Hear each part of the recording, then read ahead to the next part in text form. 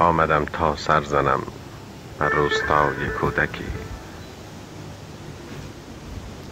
آمدم تا خاطراتم زنده سازم دزدکی.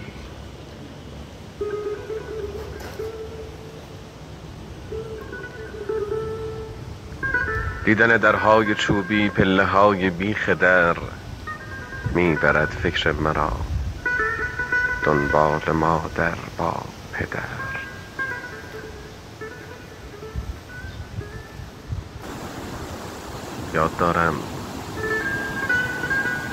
یاد دارم خانه ها از خشت و گل، مردمش مهمان نواز و اهل دل.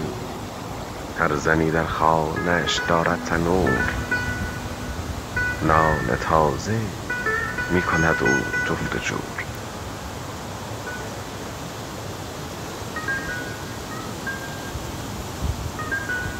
نانی از خوشمزگی ها بی نظیر، جوش شیرین را نمیزد بر خمیر. روز شب در خانه شیر تازه بود، خامه و سرشیر بی اندازه بود.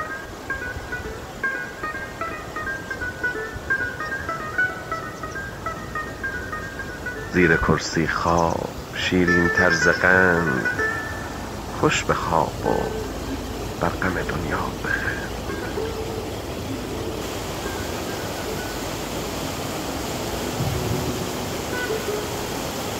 از برای هر کسی یک خانه بود، نامی از موجر و مستأجر نبود.